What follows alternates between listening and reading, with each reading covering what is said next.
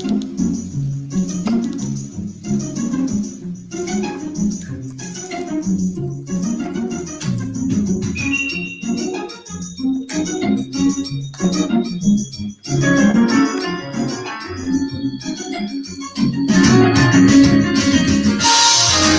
up, ADOS and our allies? You know who it is, Angela Nirvana, your hostess with the mostest on the Friends of ADOS TV channel, bringing you those ADOS hot topics and making the case for reparations some more. Yes, family, come on in, follow in. Yes, thank you so much for joining the live. It's going to be an exciting show today, family. You guys know what we've been going through with this government-sanctioned execution going down, right? Yeah. Ahmaud Arbery was murdered by some racist pigs in Atlanta for jogging while black. Breonna Taylor, rumor has it that she was murdered in her home because she wouldn't give up her home. They want to gentrify. Yeah. I bet you guys don't know that story. I'm going to get more details, more than likely, from our guest today. Who else? Rayshard Brooks for falling asleep in the Wendy's driveway. That resulted in his murder, execution. Yeah. George Floyd, 846. And what I am constantly trying to stress on this show is that being poor makes you a target in this country, right? And we're poor by design. It's called institutional systemic racism, family. And we have been under the boot of the oppressor since Africa sold us, since we were stolen and brought to these shores to endure the most heinous free chattel slave labor ever known to mankind. Our people were bred on breeding farms, raped by white men. It's been diabolical what we've been through. And what is undaunting, as I've shared on my prior shows, is how this government has been complicit in us being bottom cast in the country our ancestors built with their lives. Our numbers are shrinking as their numbers are imploding. And that's by design, family. Don't get it twisted. That is absolutely by design, because this government owes a debt for slavery, Jim Crow, and accrued ongoing systemic racism, oppression, and disadvantage in the country our ancestors built with their lives. Absolutely they do. And that debt is in the trillions over multi-generations. So they have been plotting and scheming against us for quite a while, family. It's no wonder there are no American descendants of slavery on major network news channels. We have to come to the social media spaces to be heard, family. All that is by design. They don't want voices like mine or Jason Black or Yvette Carnell or Antonio Moore or Naheem Wayel, I think. Forgive me if I botched the name, Naheem. Arthur Ward, Cynthia McDonald. Okay, we've got Michi X. They don't want the truth coming to that television. And that's why I want you to make sure you subscribe to my YouTube channel under the Friends of ADOS TV, because Facebook has been throwing me in jail more often than not for bringing you guys that TR Ruth and telling it like it TIZ is. And that is true of a lot of my comrades in this movement. And our biggest fight is with ADOS. Some boomers and some Gen Xers want us to continue this two-step lesser of two evil shuffle all the way to our demise. And the woke boomers and the woke Gen Xers and the woke millennials aren't going for it this election cycle. I've shown you how white folks in this country share $100 trillion to ADOS $700 billion, less than that since COVID. Okay, that was last count. With the highest rates of unemployment, we're dying disproportionately from the COVID, and we've got a disproportionate number of cases of COVID. All by design, family. Trust and believe. There is an agenda out here to extinct the ADOS, and it's working until we woke up around 2014. And now we are active in all the states throughout the country to destroy the establishment. Down with the establishment. Let America fall just like Rome fell. That is what the ADOS movement is on. And I know a lot of y'all are coming along, kicking and screaming, but it's okay. We'll take the soldiers who are ready for a real revolution. And with that said, family, I'm going to bring up my illustrious guest from ADOS Central Texas, the incomparable Travis Johnson and Nick Bazell. Stand by, family.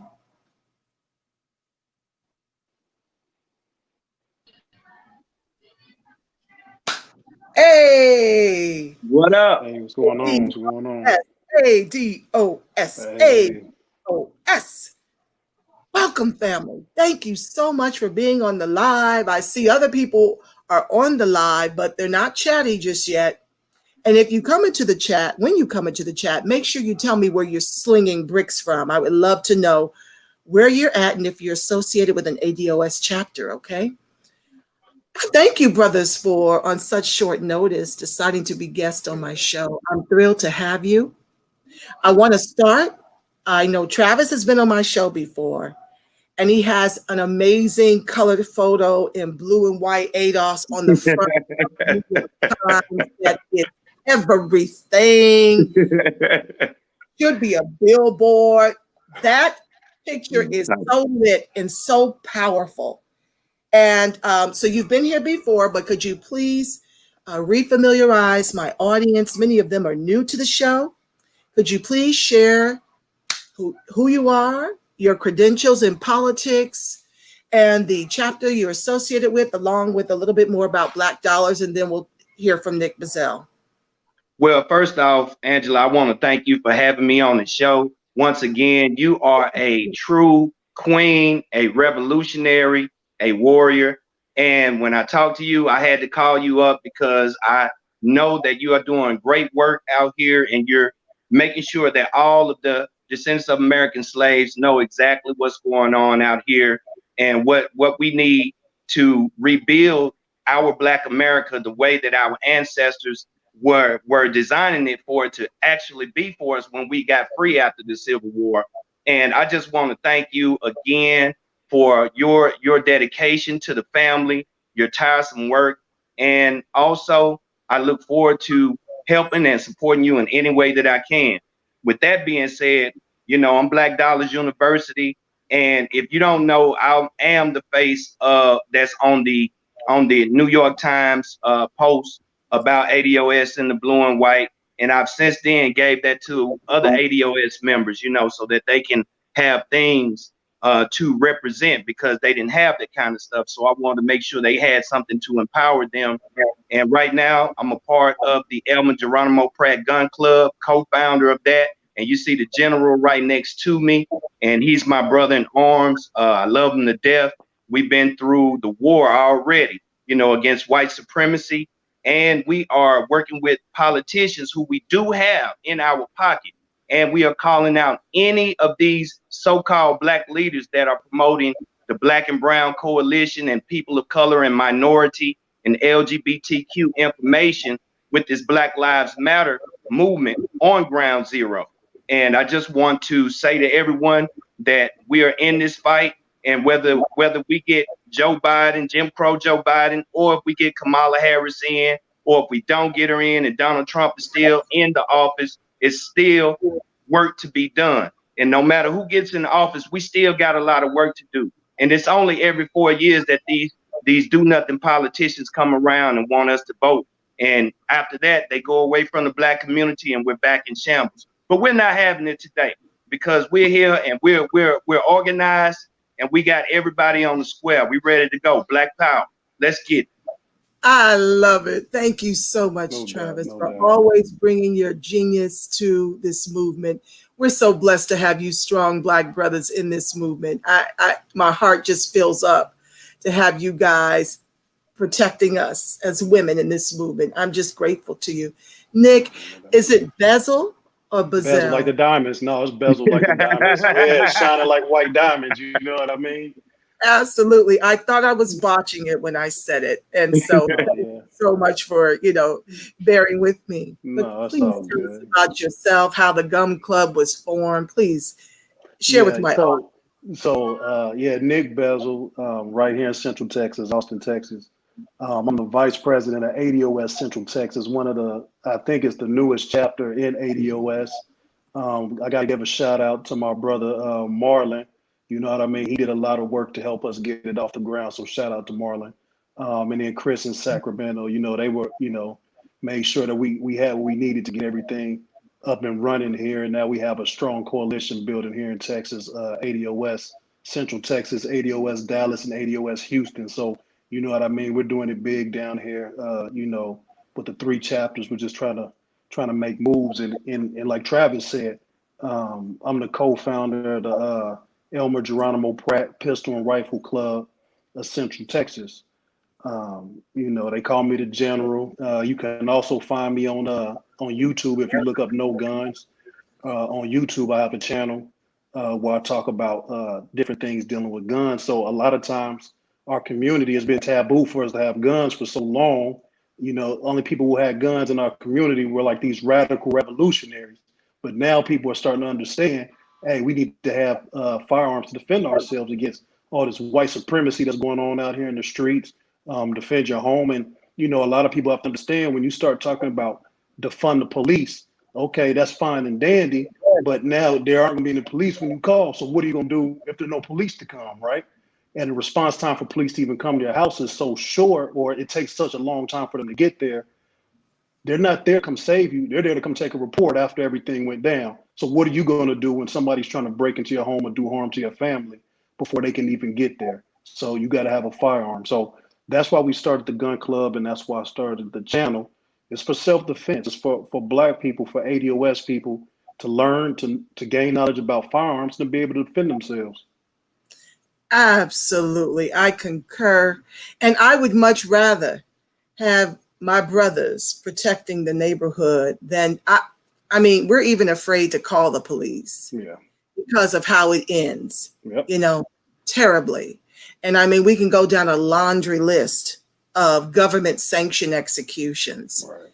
And it matters not if you defund the police, if you don't dismantle the police, because the FBI is already exposed that they're white supremacists running our police departments, and they live in the suburbs, and they come to our communities to get their rocks off on executing us with impunity.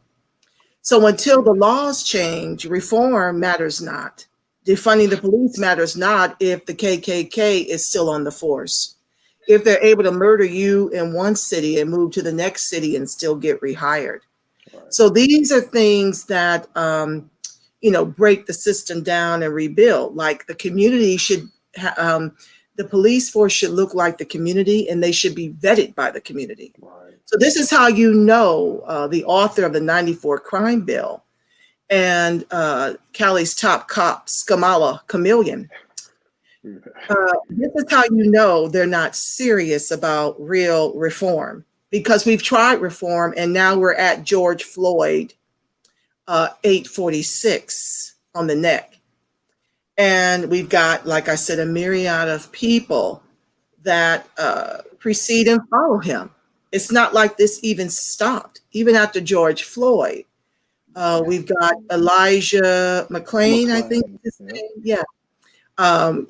Just a young, sweet, innocent young brother who had a mask on coming home from getting some tea, one of the most gentlest souls you ever want to meet, who cried for his life and says, I love everyone. He couldn't understand why he was being harassed by the racist pig cops that stopped him and got their jollies off on murdering that beautiful soul. All of our souls, all of our angels being executed with impunity is baked into the laws.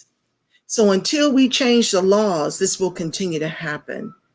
And there is a bigger plan, because not only are we getting executed by the racist pig cops with impunity.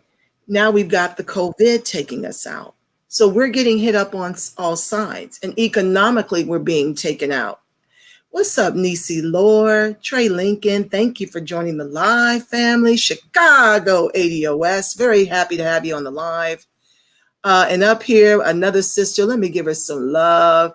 Denise Jarrett, expert stylist. Thank you guys for joining the live. And I thank all of you who are on this live and have yet to chat. It's cool to be quiet, but please, if you have questions of these amazing, incredible gents, please type them in the chat and we'll get to it at the latter part of the show. I'm trying not to make the show go over an hour.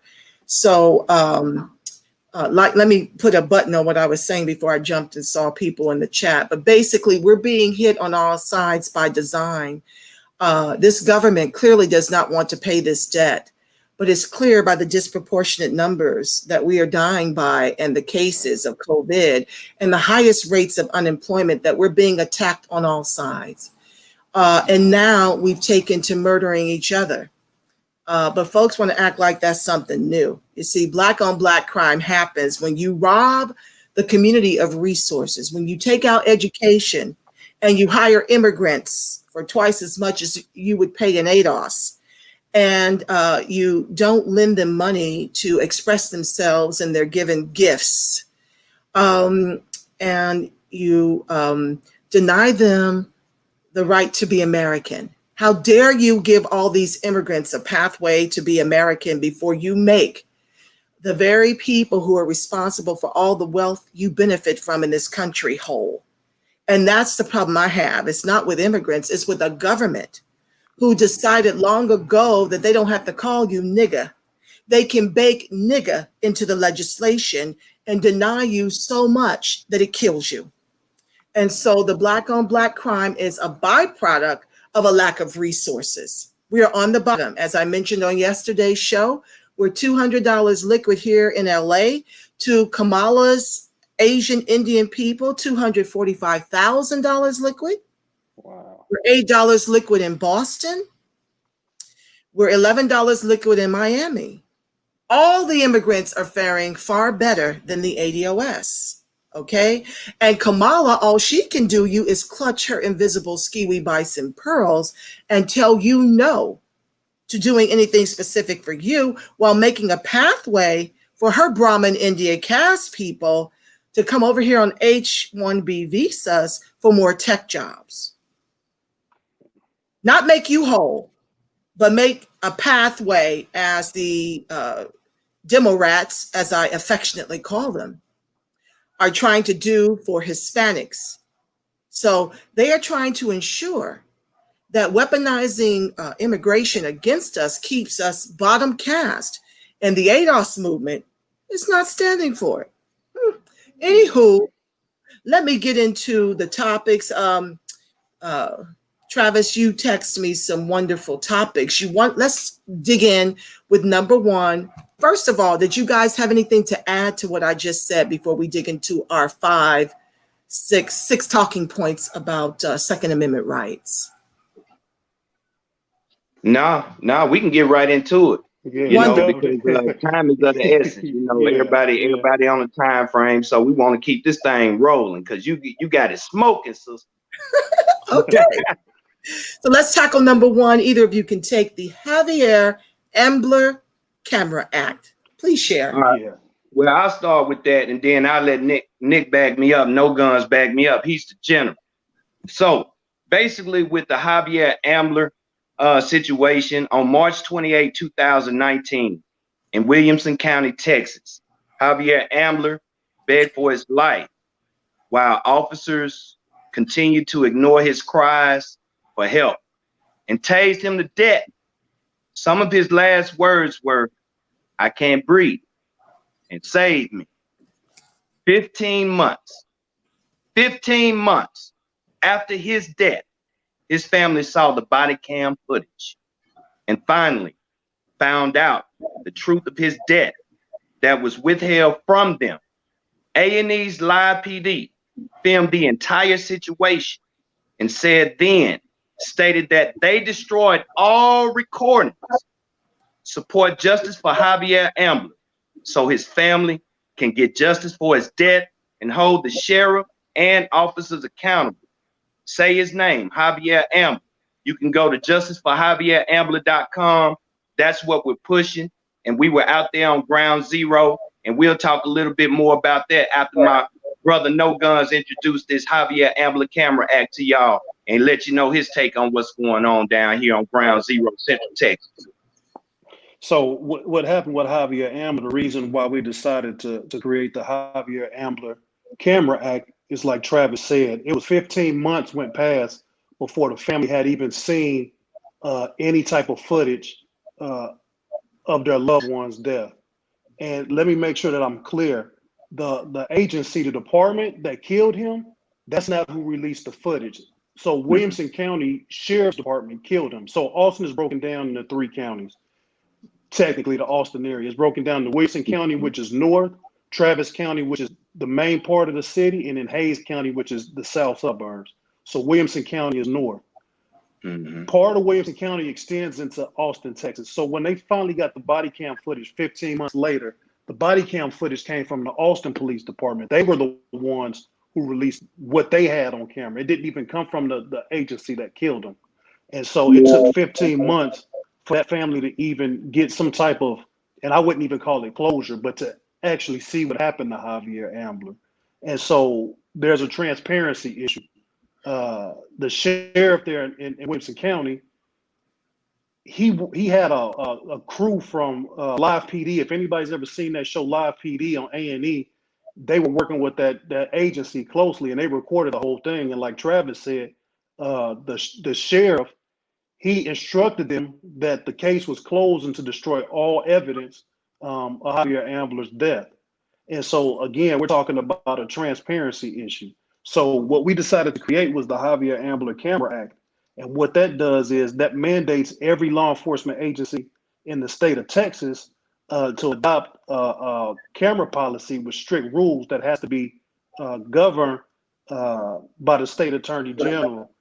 And basically what happens is you can't manipulate the camera. You can't turn it on and turn it off whenever you want to. Whenever you come into interaction with the public, you have to activate the camera. It has to be turned on. You can't turn it off until somebody comes and the situation ends and they know that it has ended. That's the only way you can turn it off. You can't pick and choose when you want to turn it off. You can't say, I'm going to somebody's house, I'm going to turn the camera off. You can't do that because now we have a transparency issue. We don't know what you're doing if you're manipulating the footage. So what happens if you decide to violate any part of the Camera Act, that law enforcement agency, they will lose 10% of their budget for the following fiscal year. So in that money, those resources get reallocated and go back into ADOS communities. So if you have a agency and they're ADOS communities, because basically what's going to happen, that 10% is going back into the lowest income neighborhoods in that municipality. So if it's an ADOS area in that municipality, 9 times out of 10, they're going to get those resources. Now, there's a lot of rural parts to Texas. We don't have no control over that. So, some of those rural areas may get the money, but all I know is in the major cities, like a place like Austin that has $440 million budgets, $44 million will go back to the ADOS communities here in the Austin area, and that's kind of where we're at with it, because we want transparency. And if you want to go ahead and violate these policies, then who's more affected by police brutality? We are. So when you violate those policies, we need those dollars. Just like when Becky's, Karen's, and Susie's, they get divorced and they hit their man in the pocket for their money. Same thing with us. We're going to hit them in the pocket and we want that money. We want those resources to go back to our communities. So, that's the gist of it. That's the gist of the Javier Ambler Camera Act. We want transparency when they stop us, when they pull us over. And if you can't do that, then we need money. We need those funds, and we need it in our communities so we can have resources to help our youngsters in their schools, so they can have things, so we can have stuff back to our community. And this ain't reparations. This is just what they need to do. Like, this is completely separate. So I never want anybody to think, oh man, we're going to do that. That's going to be reparations. No, man, that's not reparations. Hey, local don't mean reparations. Federal means reparations. So they need to understand that as well. That's powerful. That is the type of advocacy and activism and brilliance from you brothers that we need, boots on the ground. I salute you both. This is a beautiful thing. I thank you so much. Thank you, guys. Thank you. Thank you. Thank you. Wow. Number two, let's go to banning no-knock warrants. Travis, Now, you can take James Scott Reed or okay. Marvin, and I'll take Yeah, Marvin Guy. Yeah, I'll take James Scott Reed. Now, this right here, family, what I'm showing you, these are the receipts that I'm showing you that we got from the Javier Ambler family and we got from the James Scott Reed family. This is his face right here. And this brother was killed similar to Breonna Taylor with a no-knock warrant here in Killeen, Texas. And I'm not, making up anything, or creating anything or trying to clout chase. So I want all of us to be clear and we're on the same page with this. And this is word for word based on what the James Scott Reed family provided us. And so the James Scott Reed story, we need justice for James Scott Reed.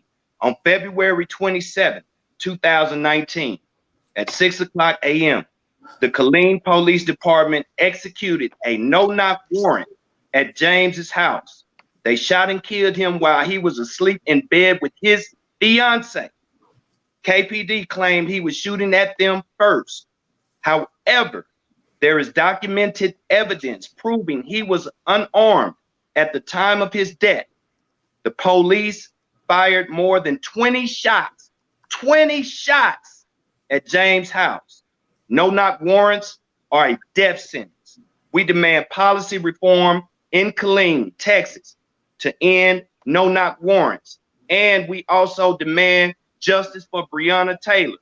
These no-knock warrants are very dangerous to all of our communities. And that's why it's very important that we take up our Second Amendment rights in regards to protecting our lives. Your life is your property.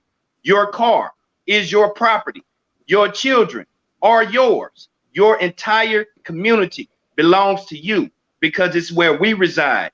And it's what we have to do in order to make sure that these race soldiers are not doing illegal things to us. And by the way, when you are exercising your Second Amendment rights, make sure you have some type of legal representation, because when you are pulled over by the police, you want to have some type of lawyer or some type of resource that you can latch on to. So that way you are not out there by yourself and you're not alone. And if you have to call up brothers like us that's in your community or close to your community, do that before you call the police. Because if you call the police, I'm telling you right now, you are signing your own death warrant. And please, please exercise your Second Amendment right. And don't think that having a gun to protect yourself and your family at home is against the law. It is perfectly within your rights to do so. And don't be a fool. Be smart and move strategically and protect yourself at all times. No guns. I'm gonna pass it over to you, family. Yeah, I appreciate it. So in Killeen, we were just talking about James Scott Reed, right? So this was Killeen, Texas. James Scott Reed. Now, prior to James Scott Reed in 2014, we had Marvin Guy. Again, no-knock warrant, right? Breonna Taylor, James Scott Reed, Marvin Guy, like the list goes on with these no-knock warrants. So what happened with Marvin Guy, this was in 2014. Listen to where I'm going with this. In 2014, May of 2014, Marvin Guy, the Killeen Police Department, the SWAT team, they executed a no-knock warrant at his home. Again, just like James Scott Reed, Marvin Guy was in the bed with his wife. One of the SWAT officers was coming through his bedroom window unannounced. This is a no-knock warrant. Marvin Guy exercised his Second Amendment right to defend his family and his home. And he killed that SWAT officer coming through his window. He killed him. They were looking for drugs. As always, it's a drug raid. They go in there, they detain him. He killed the officer. They found a marijuana pipe, but no drugs in the house.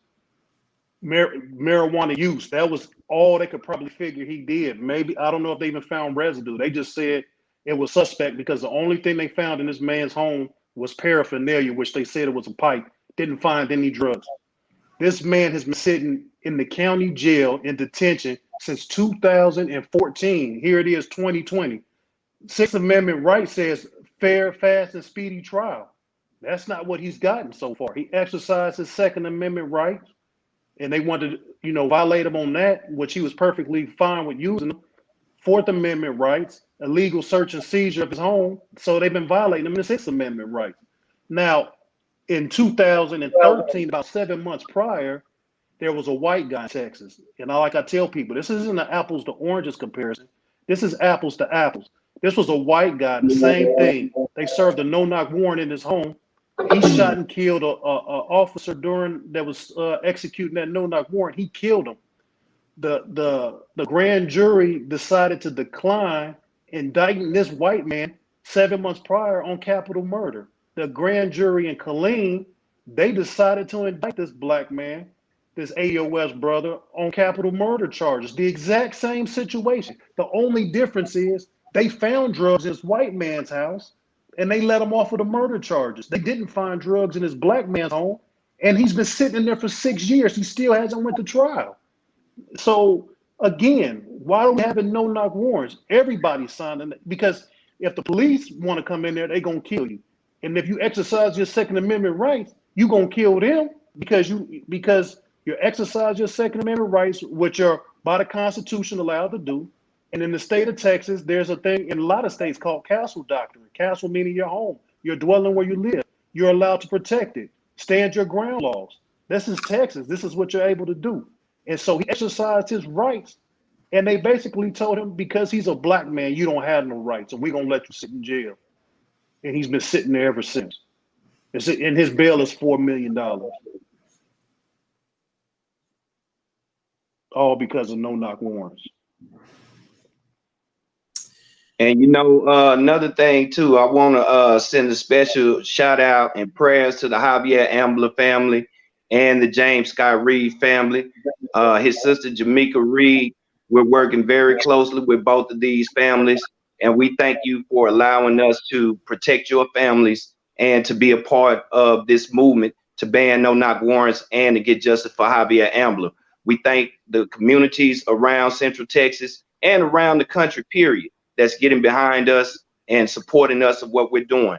We're grassroots. We don't have any funding from the NAACP. We don't have any funding from the National Urban League.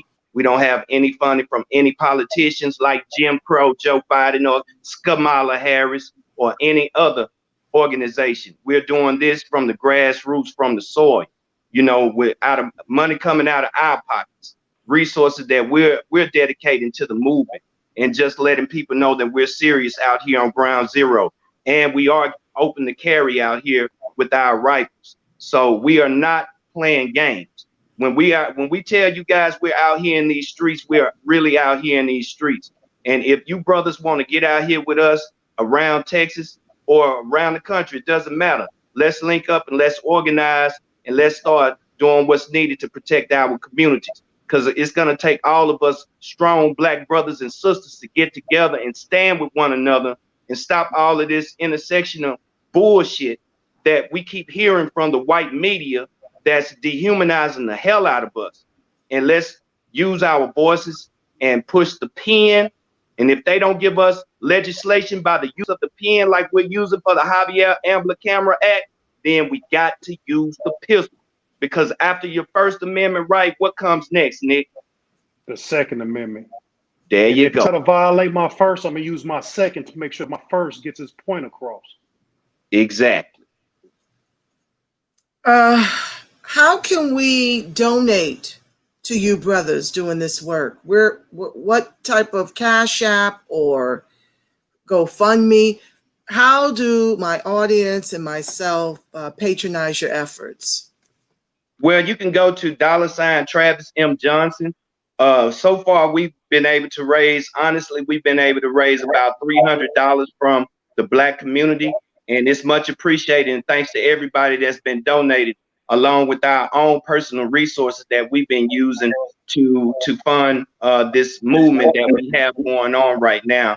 And if anybody wants to donate, $ Travis M. Johnson, you can go there today, and all the proceeds will be going towards the family and our efforts to make awareness about the Second Amendment Unity Walk that we will have coming up in the future here shortly. Okay, is that Cash App $ Travis M. Johnson? Yes, ma'am. All right. TROV Lee, what guarantees that the money will go to the communities of the deceased? I do believe he or she, I don't know, is speaking of the Javier Ambler Camera Act. If the police are in violation, that 10%. I thought Okay. you mentioned that it's going to the community. Right. I want to know a part two to this, or maybe the first part in A and B to this is, are you guys managing the Javier Ambler Camera Act? Has that passed? And are you guys going to be the ones that they stroke a check to your organization if they don't comply? Because I have a huge challenge with Congress and different elected officials having oversight on the things that we need. Right. How does that work? Say they are in violation. Right. Where does that 10% go, and how is it allocated to the families versus the community? Well, so with the act itself, the act doesn't specifically go to a family of a murdered person. Where the resources go, they go back into the lowest income communities, which in major cities tend to be the ADOS communities. So what happens is the commissioners of those municipalities, sometimes you have county commissioners, and then sometimes you have city council members, right? But it's written into the act based on what the purpose of this act is for. The money will go to the lowest income areas in those communities. Now it's up to the individuals, the constituents of those neighborhoods to get with their elected official, their city councilman, or their commissioner of that area, and say, hey, we specifically want these resources to go to this school, this community center. We want these streets paid, whatever they want done. But the constituents of that district have to get with their representative and let them know specifically where they want those funds to go. So it's not like the resources are going to the family like $10 million. I mean, that comes out of the police budget, right? And what I mean by that is that's from a separate pool of money, because I know Austin, they have a pool of money that for wrongful, any type of suit, or they get sued for police brutality, they have a pool of money where that pays out to people. But this money will go directly back to those neighborhoods. And it's up to the constituents of those communities to get with their representatives so they can direct those funds to where they want it to go in the community. So the constituents, the people who live in those communities, will have say so over where those resources get allocated.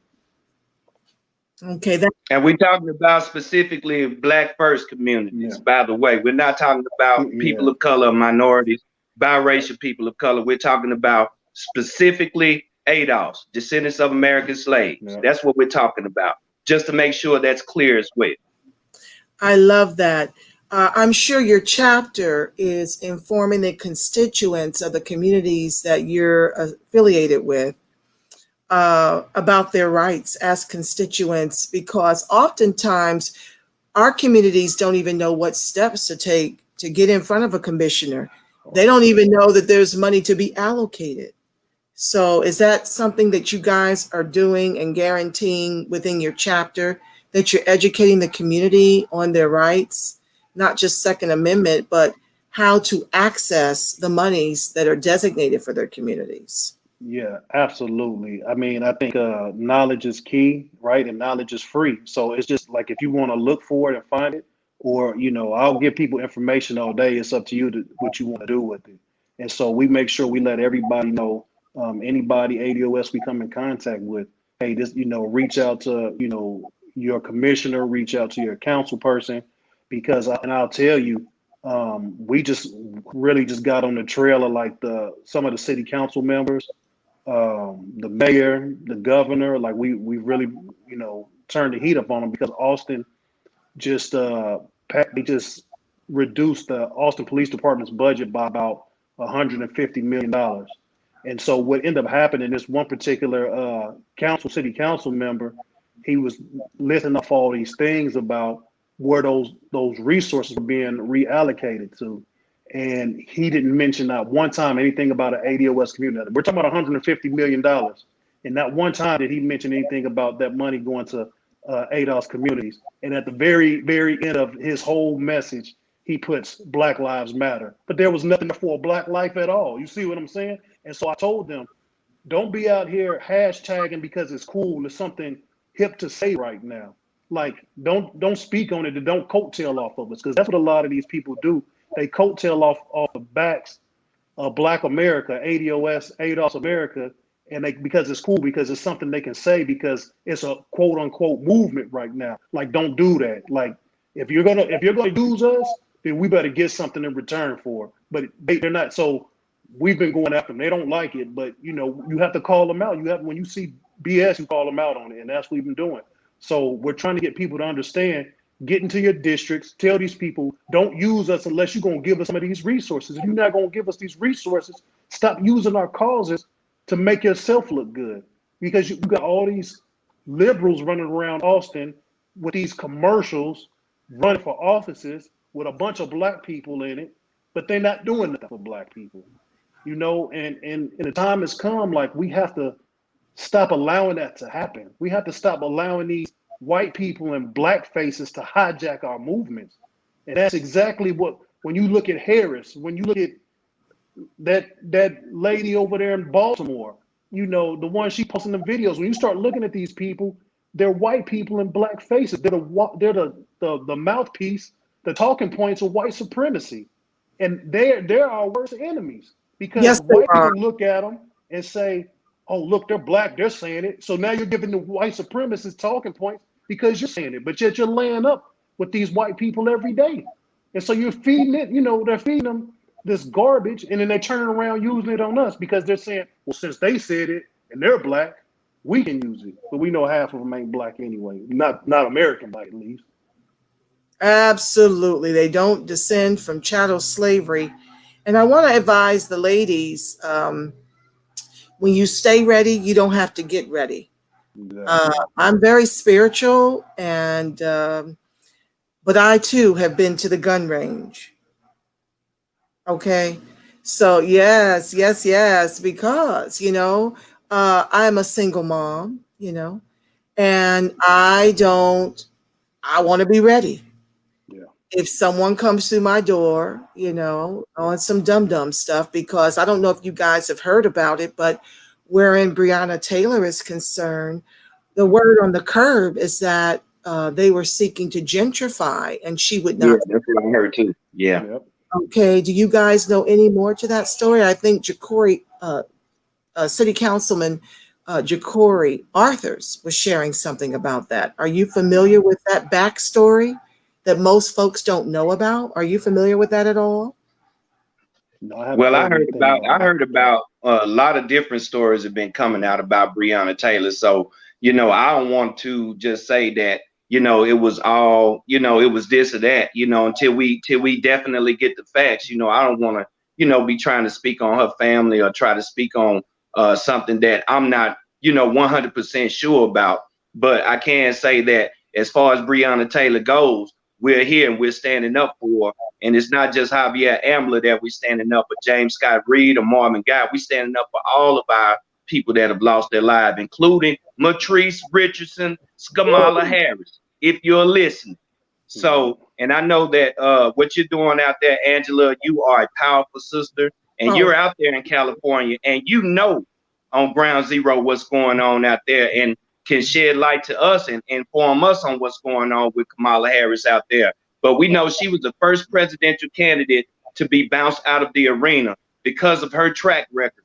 And I have a lot of people that have been coming on to my feed on Facebook telling me the Black agenda is getting Trump out of office. That is the Black agenda. And that is not right. And I am not going to be voting for Jim Crow Joe Biden or Kamala Harris. I'm going to make that clear. And neither am I voting for Donald Orange Man Trump. I am selling my vote to the highest bidder that's going to give not only me, but Nick and Angela's family and your family a Black agenda that includes everything that we are asking for: tangibles, resources, economic development specifically for the descendants of American slaves. And if anybody got a problem with that, I'm sorry, but you do what you want with your vote, and I'm gonna do what I want with mine. But I will be voting locally and statewide. I will be voting for that because that is something that affects me directly, that I do have control over and the power to utilize. And that's all I want to say. No tangibles, no vote. No black agenda, Absolutely. no vote for me. Absolutely. Well, you know, for me, being here in California, yeah, she had to drop out of that race because the ADOS, thanks to Yvette Carnell teaching us about data and studying her record. You see, we were fooled the first time with Barack Obama because he had no real record, and he was a darling, allegedly, of the Shia community, you know, with the very Reverend Jeremiah Wright having wed them. Like, you come to find out a lot of this stuff is staged well in advance. And what I learned the last election cycle is that if white folks love them, run the opposite direction. That should have been a hit and a half for our asses when Iowa got behind Barack. Right. You have to watch white folks and how they're trending. If they're all over the candidate, that person is going to be working against us, and they're going to be that black white supremacist in there to do the master's bidding, if you will, and keeping the Negroes in line. While getting up here, I mean, they're getting so bold about it. But the long and short of it is, during her race, she couldn't even trend first in her own state. She was around fourth. So what I believe, once Tulsi Gabbard exposed her, that's why Hillary came after Tulsi and tried to Russiagate her. You see, Russiagate is a smoke screen for them to be able to get their dirt over and pull the wool over America's eyes. But I know what's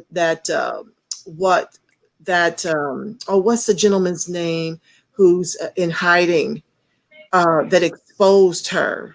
He's Snowden. Eric Snowden. And the other guy, he's really popular.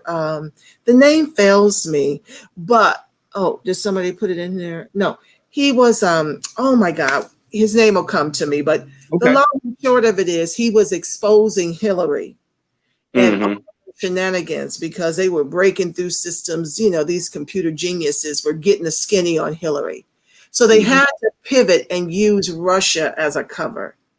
But this is the same thing that's happening with Kamala Chameleon.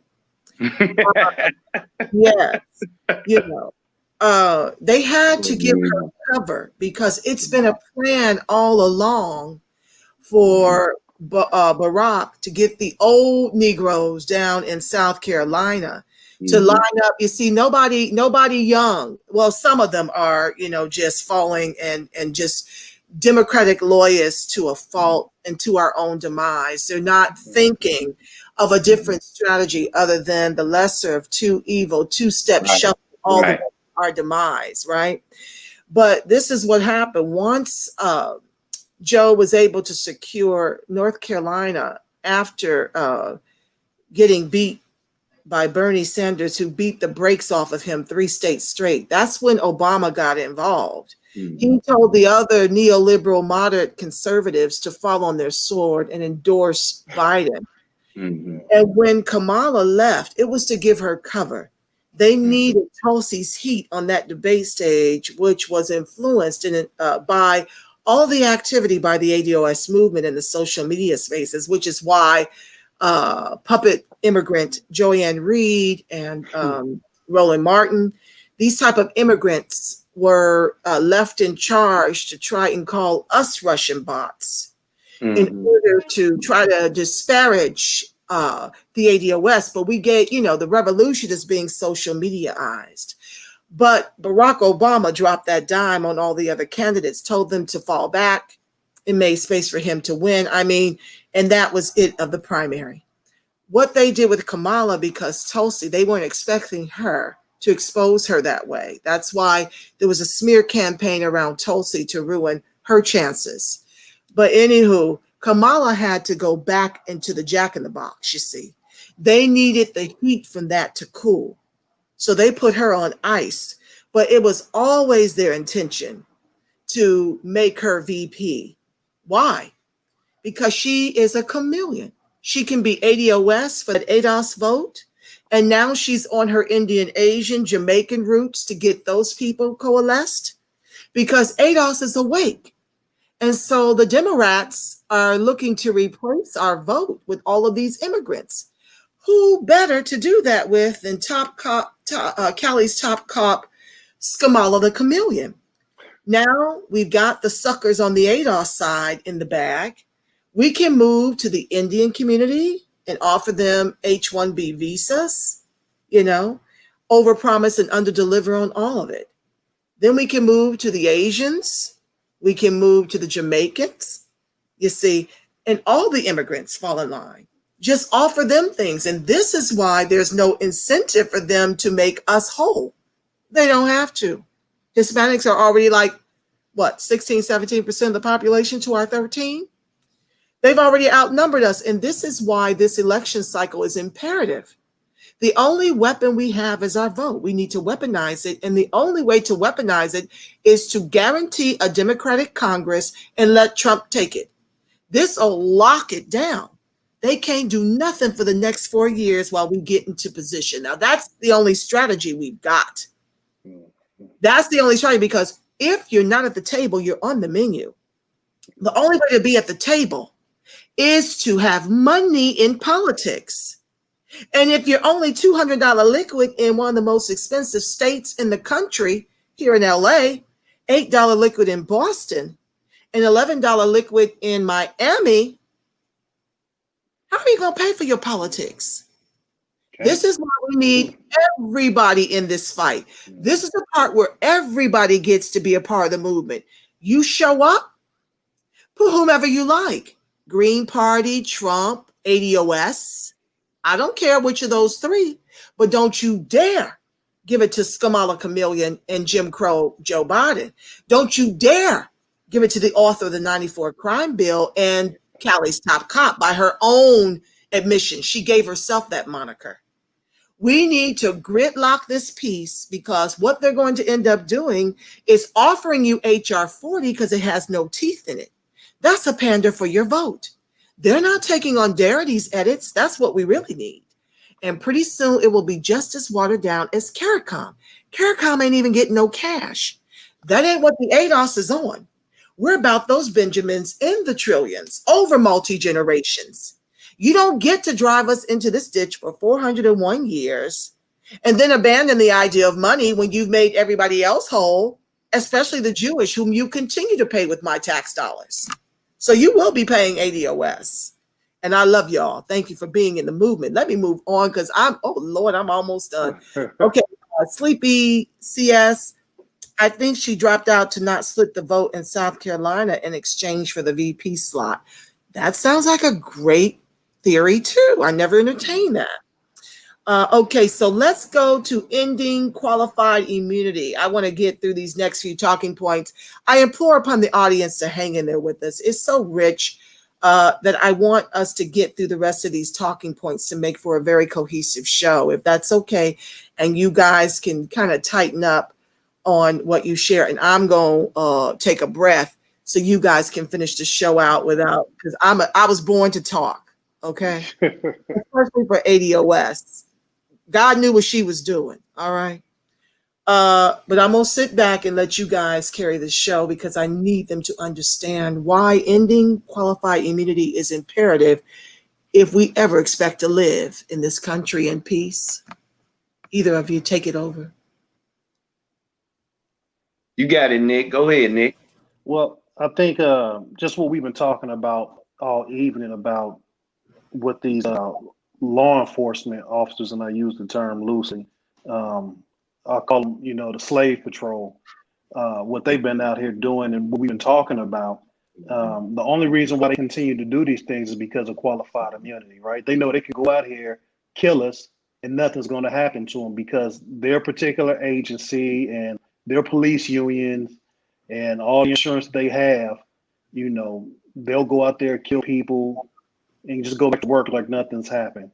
What a lot of people fail to realize is that the Supreme Court actually said that there should not be qualified immunity for these law enforcement officers.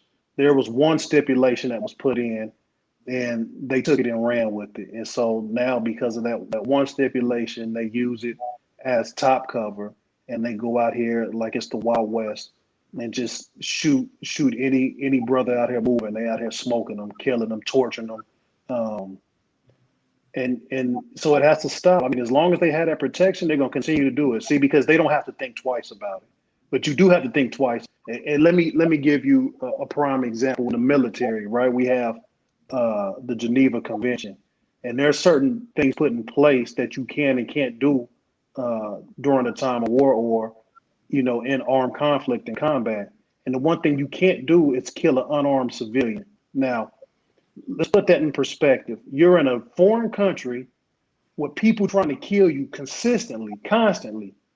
But if you shoot somebody and kill them that they're unarmed, you're going to come back to the States. You'll be the first plane coming back to the States, and you're going to Fort Leavenworth, Kansas, and you're going to jail for shooting an unarmed civilian in a hostile country. But yet here in our own country, when a police officer kills an unarmed civilian, they get free paid leave, they hang out, in their community, they're a hero for killing an unarmed person just because they can, because of qualified immunity.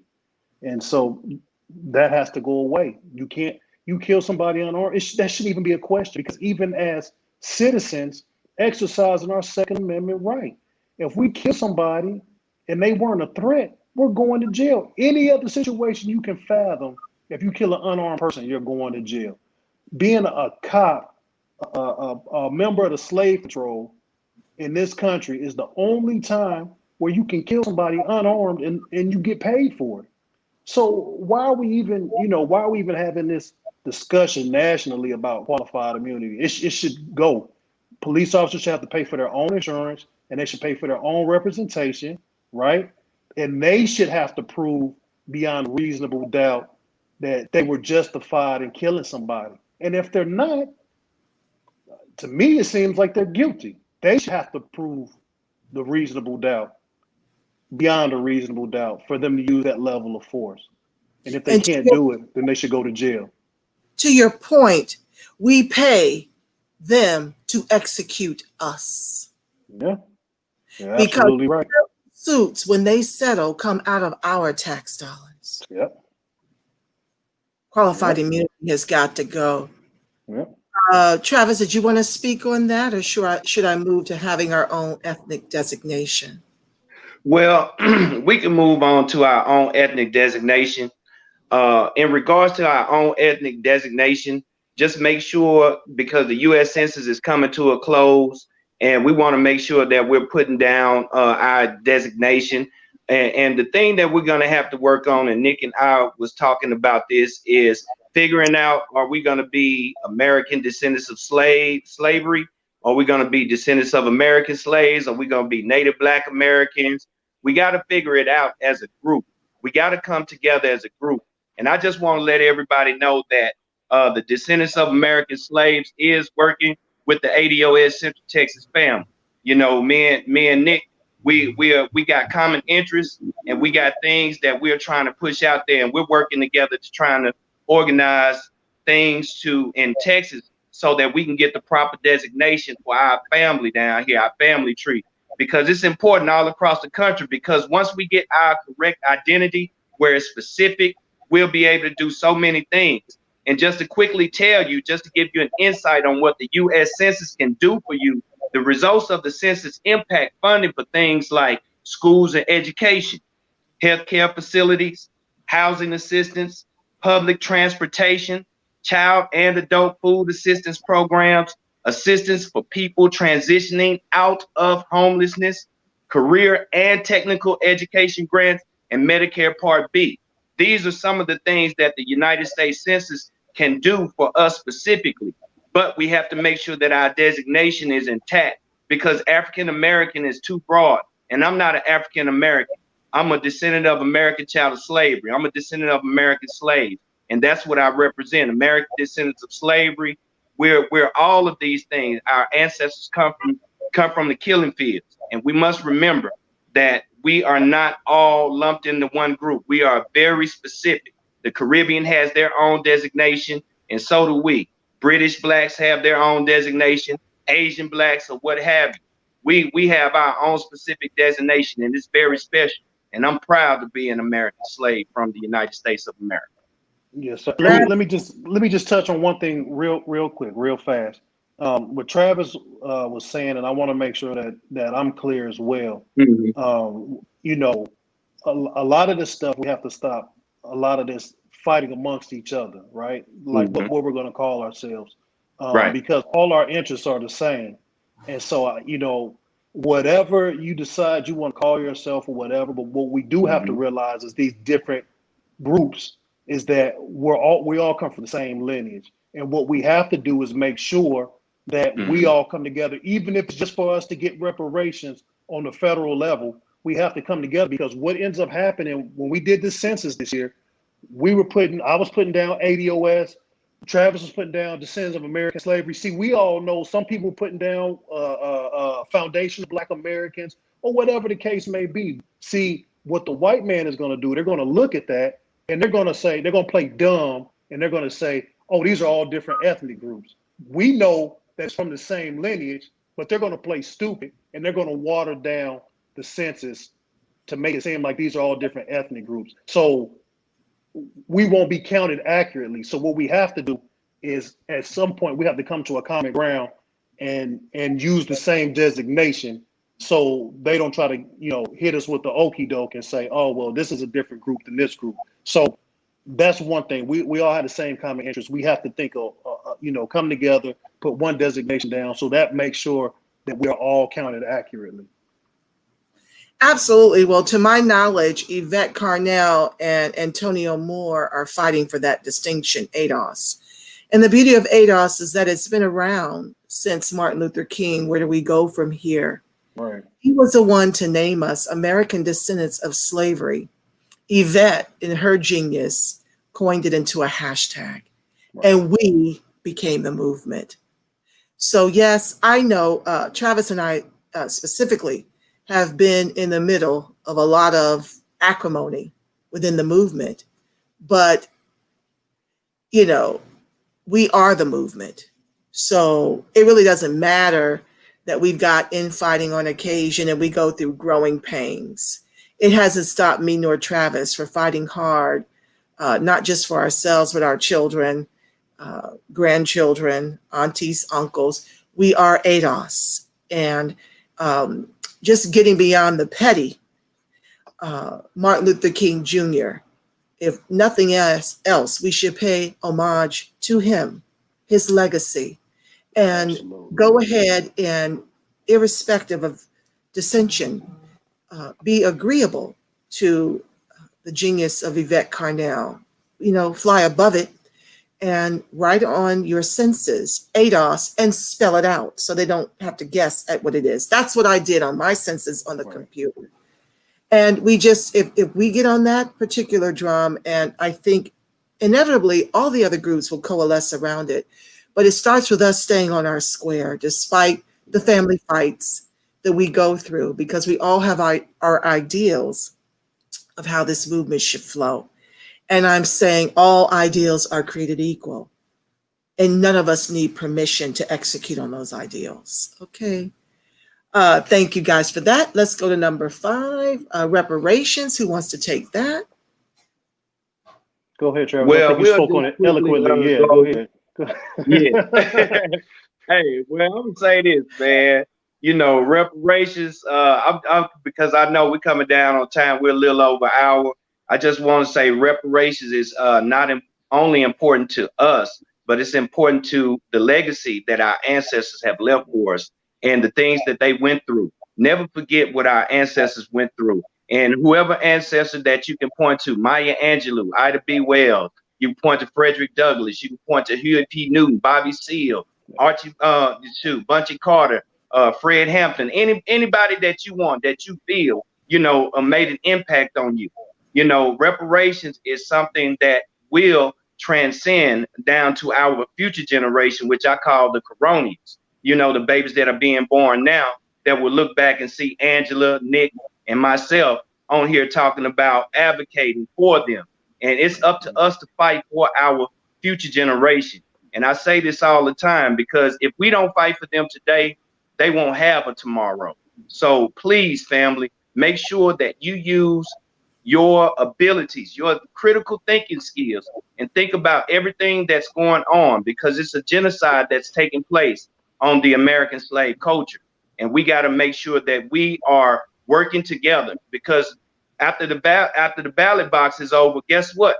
It's 4 more years coming, and we still gonna have work to do. Whether it doesn't matter if Donald Orange Man Trump is in office or Jim Crow Joe Biden and Kamala Harris is in there, we still gonna have work to do. And we have to make sure our voices are heard, and we have to use the pen and the pistol. Absolutely. That's my thing. Reparations now, family. Absolutely. I love it. And did you want to add to that, Nick? Hey, just remember, equity leads to equality. So we need the equity. For us to be equal, we're going to need the equity. Equity leads to equality. Damn right. Very well said, gentlemen. We are bottom caste in the country our ancestors built with their lives, 13% of the population. As the other groups keep growing and the Democrats keep promising them an access, a path to citizenship. So just know that that's by design. Know that out here, ADOS is worth 200 liquid. We are 44% of in terms of higher degrees, highest rates of unemployment and underemployment because we have no social capital out here. Mm-hmm. And we're 90% on Skid Row. A lot of our vets are down there. Know that Kamala Chameleon's people are $245,000 liquid. She has told you that she intends not to do a thing for you specifically, while promising her Brahmin caste, which are white folks in India, a pathway to citizenship here with H-1B visas to take over tech jobs. Know that in Boston, we are $8 liquid. The Caribbeans and Asian immigrants there are outpacing us like 10 to $1. I'll have a Caribbean fellow comrade, ally, on the live tomorrow. Please join us. For that show, it's going to be very highly spirited. I'm going to bring up the data in Boston and also in Florida, where ADOS is worth $11 liquid, to show my dear ally why ADOS is putting a gate up by demanding reparations and tangibles and a Black agenda in exchange for our vote. There's going to be some healing on that show tomorrow, family. You want to tune in tomorrow night, 6 o'clock Pacific time. I think it's tomorrow. Oh, God. I got so many shows in me. I think we touched on reparations now. Join us, ADOS101.com. I'll type that in there. Before we close the show, we're at hour 8. I think we did pretty well exercising our Second Amendment right to protect our First Amendment right. Did you guys want to speak any more on that before I introduce my very first book club reading? Yeah, Angela, I just want to say on Saturday, September 26th of 2020, during the coronavirus pandemic, I'm telling you, Black Power is here. We're here for our community. We're here for our children. We're here to protect our Black women. And we will not stop until we get the justice that all of our families around this country have been suffering through. And the Second Amendment Unity Walk is going to be live. We're going to have Texas Black lawmakers out there. We're going to introduce the Javier Ambler Camera Act for the state of Texas. We're also going to have the Javier Ambler family there, Jamaica Scott Reed and the James Scott Reed family out there, and a host of other gun clubs that will also be joining us to be announced, because we're not going to let white supremacy know that everything that we're doing. And I just want you to be involved, be engaged, support us. You know we're here for you. And we're going to do everything that we can to get us a true freedom. And I salute General No Guns for starting the Elmer Geronimo Pratt Gun Club. I am a co-founder. and we exercise our Second Amendment rights fully, and we gonna stomp the shit out of white supremacy. If you don't believe me, just watch. Ooh, that was fire. Nick, did you have any closing words? Hey, all I have to say is reparations, Black agenda, Second Amendment. That's all I got to say. 12 noon, September 26th. Where Watch. where can they find where can they sign up and register for the march? You can go to the Elmer Geronimo Pratt Gun Club on Facebook. You can sign up right there. All the information will be posted there. You can go. Yeah, Please it's on I'm trying to type it. Did you say Elmer, Elmer? Geronimo. Yeah, Elmer Geronimo Pratt Pistol and Rifle Club of Central Texas. You can find it on there, or you can reach out to me on Twitter. You're on On Facebook. Okay. Let me read it back. The Elmer Geronimo Pratt Pistol and Rifle Club of Central Texas on Facebook or Twitter. Your handle? What's your Twitter handle? You can find me at Nick Bezel on Twitter, on Facebook, on IG. And you're holding that up. The Black Collective, is that where it's going to be this March? Can you read that to me? I can barely read. I can see the flyer, but I can't read the address or the location. Or are you not announcing that just yet? No, it's fine. The address is going to be at 1165 Angelina Street in East Austin, Texas. That's the Black community, our American slaves community, where we do all of our work. We got a lot of projects coming up, family. So you guys have to follow us and keep up with us, because after this Second Amendment Unity Walk, we're going to be turning our focus onto some real serious issues. And we need everybody to get behind us or move with us in this fight against white supremacy, because it's coming. It's coming. So y'all be ready. And we'll start at 12 noon. We're going to make sure that everybody, has their LTC, or everybody has their semi-automatic rifles, or they have their rifles where you can open the carry here in Texas. So it's not going to be an issue doing that. And we'll be out there. We're going to have waters. And I want to say one last thing, Angela. The allies, y'all call yourself allies. The only thing that y'all going to be able to do for us is give us waters. Y'all can donate to us, but you can't walk with us. This is a Black first and only march. And it's only for all the American descendants of slavery and people of the African diaspora. That's it. Other than that, people of color, minority, Black Lives Matter, we ain't dealing with that shit. We not buck dancing out here. We on some serious ass business, cause you will get fucked over if you come out here with that LGBTQ and all the extra Jim Crow Joe Biden bullshit. I'm telling you right now, we will fuck you up. Okay. Can you went so fast on the address. Could you please tell me the address one more time? You fired up. It's 1165 Angelina Street, Austin, Texas. Okay. 1165 Angelina Street, Austin, Texas. Okay, let's see if it went through. And we'll start at the George Washington Carver Museum. That's where it is. That's the location. George Washington Carver Museum. Mm-hmm. Okay. And one last thing, family, I will be hosting shows around this book, Prejudential. Okay.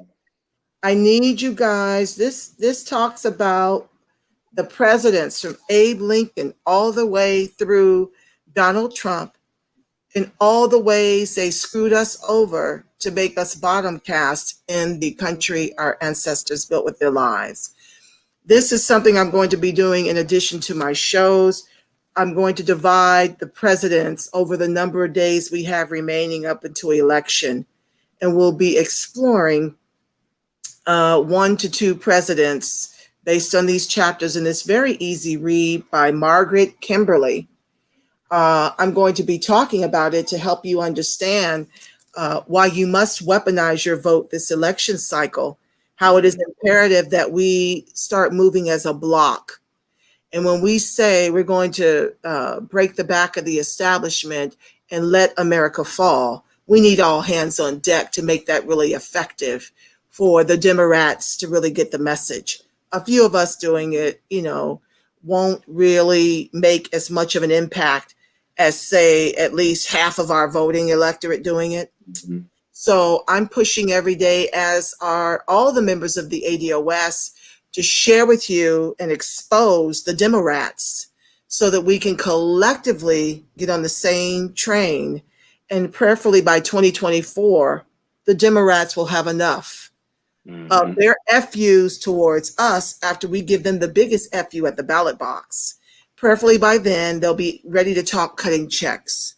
And then we'll have another 4 years after shutting the government down between Republican president and VP and a Democratic Congress to really get these folks on some money for us all, okay? And with that said, family, I want to put a covering over us. You guys know I'm highly spiritual. For those of you who don't, this offends. If you are offended by prayer, I thank you so much for joining the live. This may be your time to exit, but it's all in love. And it's a real simple prayer. It doesn't require any pomp and circumstance. I simply say this at the end of every show because we need the higher power working within us now more than ever. Okay, so with that said, family, I want to share with you that the light of God surrounds you. The love of God enfolds you. The power of God protects you, and the presence of God watches over you. Wherever ADOS and its allies are, God truly is family because you are the face of God. You are the voice of God. You are the body temple of the Spirit of the living God. Until tomorrow, family, go out here and act like you know who you are.